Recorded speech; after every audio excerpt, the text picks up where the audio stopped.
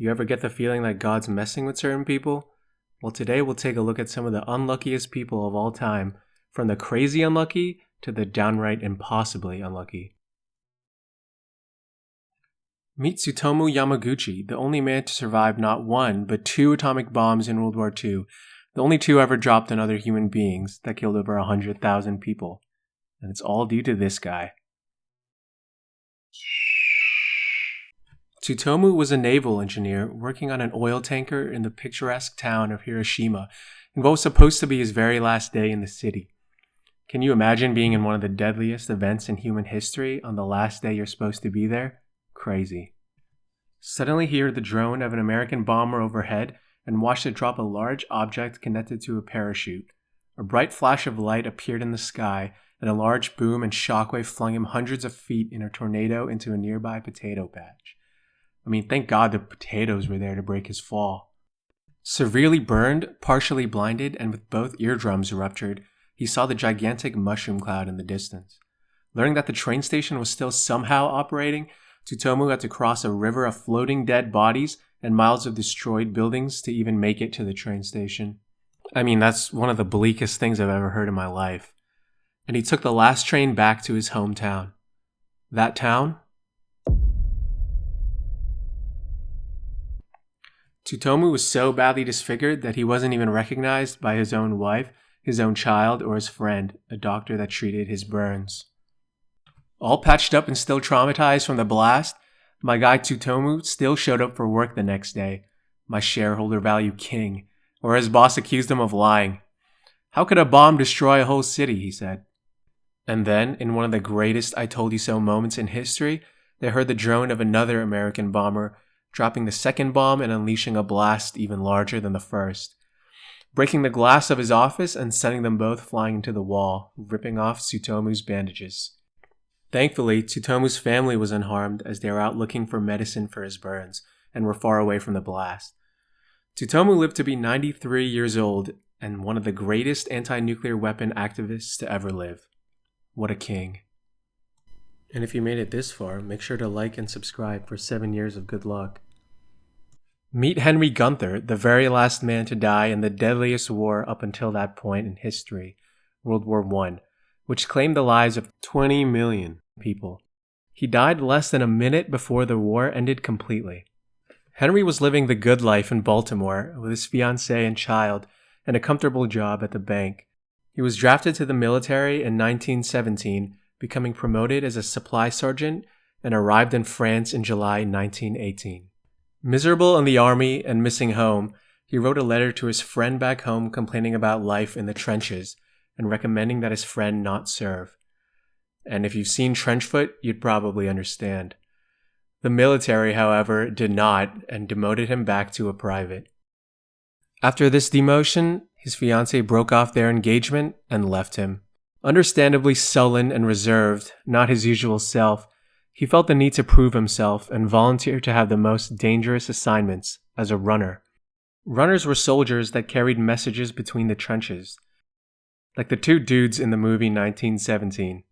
At 10:44 a.m., November 11th, 1918, with 16 minutes left in the war, Gunther saw an opportunity to strike at the enemy, not knowing that the war was about to end.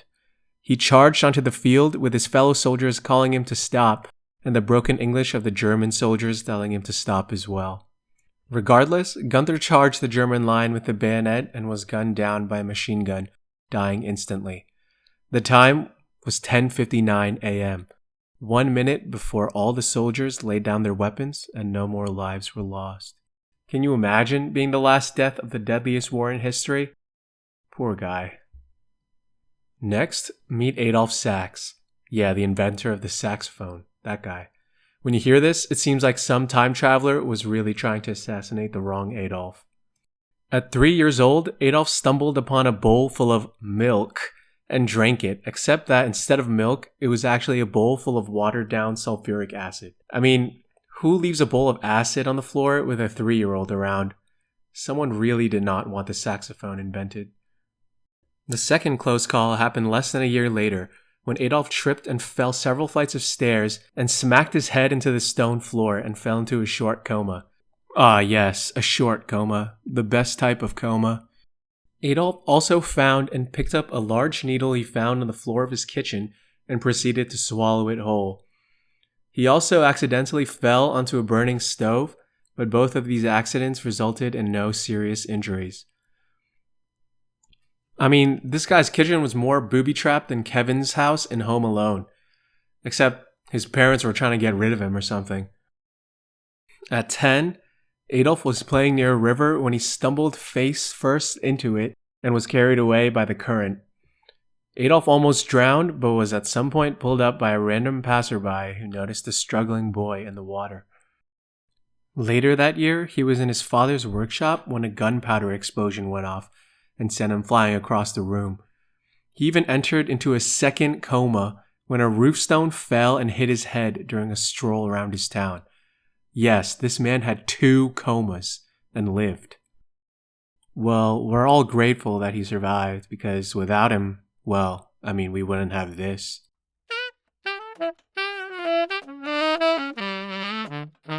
Finally, meet Roy Sullivan, the unluckiest badass of all time.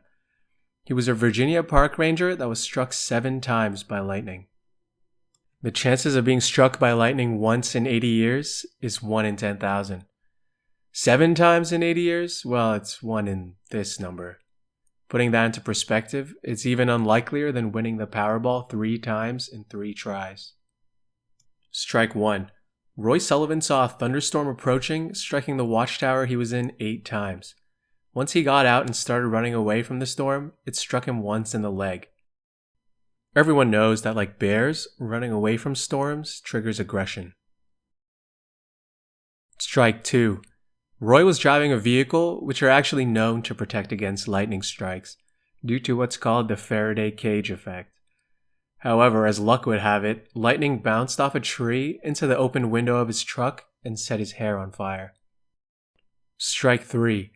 Roy was sitting in his front yard when lightning arced off a power transformer that was next to his house and struck him in the shoulder. This guy wasn't even safe in his own home, much less at work. Strike 4. Roy was near his ranger's office when he was struck a 4th time, again setting his hair on fire. Feeling pretty unlucky at this point, he started carrying a water bucket with him wherever he went, and believed that a supernatural force was out to get him. Really, you can't blame him for that. Strike 5. Roy was driving his truck, saw a storm approaching, and sped away from it. And that was a big mistake. When he thought it was safe to leave, it actually wasn't, and again he was punished for running away by lightning straight to his right knee. This time, he put out the fire with the water that he always carried with him. Strike 6. Roy again tried running from a cloud that he thought was following him. It in fact, as always, was, and a lightning bolt struck him on the ankle, setting his shoes on fire. How many times do we have to teach you this lesson, old man? The 7th and final strike. Roy was struck by lightning, setting his hair on fire for a 3rd time while fishing in a freshwater pool. And as luck would have it, when he was running to his truck and his trusty bucket of water, a bear met him on the way trying to steal his fish. The badass he was, Roy struck the bear with a stick, causing it to run away. He claimed that this was the 22nd time that he chased away a bear. This guy was an absolute champ. Sadly, people avoided him most of his life because they believed him to be bad luck and thought that they would be struck by lightning if they were near him. He reportedly died by suicide due to an unrequited love, and allegedly lightning even struck the man's grave. We'll never know why Mother Nature had it out for him, but all we know is that the only thing that ever got this badass was a broken heart. Poor guy. Thanks for making it this far, and subscribe for more.